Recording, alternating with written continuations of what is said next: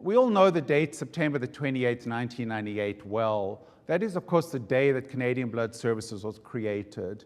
And we were given the responsibility at the time to essentially transition the blood system from its previous operator to what it is today. I know that time well. I, like many of you, were there at the time of transition. I recently shared with some of you on my blog how I came to join this organization and why. And since today is an important time of reflection, I thought I'd recap a little bit of that story. As many of you know, I've spent the majority of my professional life in Canada involved in the transfusion and transplantation systems. I trained as a hematologist in Toronto, and after my training, I went on to faculty at the Toronto Hospital and the University of Toronto. We seem to have an automatic going ahead here. I actually worked with patients like Charles. I ran the program in Toronto treating patients with sickle cell disease and thalassemia, many of whom are huge users of blood products.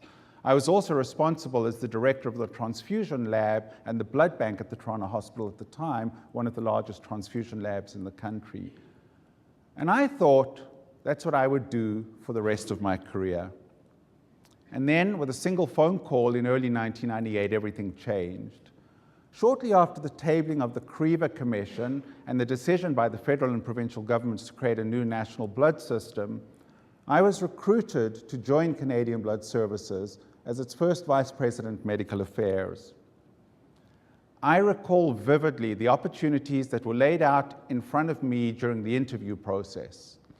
I recall even more vividly how daunting the experience was when I and my fellow new executives arrived in Ottawa to a room full of briefing books, and we were told to fix everything that was broken.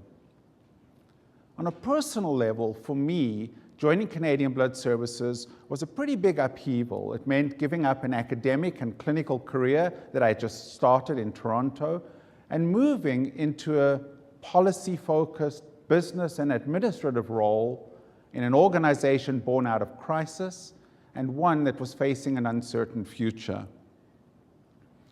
My colleagues at the Toronto Hospital at the time thought I was a little crazy, and not sure that this experiment would work out, they even offered to hold my job for me for a year, thinking I would come flocking back to the arms of academia and clinical medicine. My wife, who I won't call crazy, was not so certain herself and elected to actually stay in Toronto with our very young family at the time to see if this experiment would work out. Well, she moved up a year later. The experiment was clearly showing some early signs of success. But perhaps for me, the most memorable comment at the time was from my now deceased mom, who could not understand how her son, the doctor, could give up his medical career for what appeared to be a business role.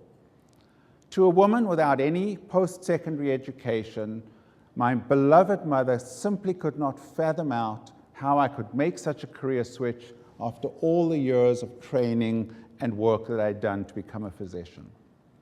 For me, it was probably a big leap of faith. It was certainly a huge challenge. But right in the moment then, and with 20 years of reflection and hindsight, it was not a challenge I could turn away from. The ability to make a difference at a system level, to build and shape a future from an organization born out of crisis was not an opportunity that I was willing to turn away, and it was as compelling to me then as it remains to me 20 years later. I remember that our team was tasked to take the principles of CREVA, to take the guiding principles from the Ministers of Health, and to build a new system that Canadians could trust. The privilege was big, the task was huge. And of course, the journey, not surprisingly, began in a rather frenzied way. There was a great degree of uncertainty, but one thing guided us. One thing was sort of our North Star at all times, and that was to create a system that was safe, effective, and would be there for patients on a consistent basis. There are hundreds, probably thousands of anecdotes and stories and experiences that I reflect on a regular basis as we have moved through this 2-decade journey from crisis to confidence. And I can say with a pretty high degree of confidence today that while the uncertainty has given way to a defined, clear, and compelling future, the North Star hasn't changed. Our guiding principle of being there to serve patients is what makes every decision easy for us to make every day. We are here to serve the patients who depend on the transfusion and transplantation system. For me, being part of this journey has been an honor and a privilege of a career.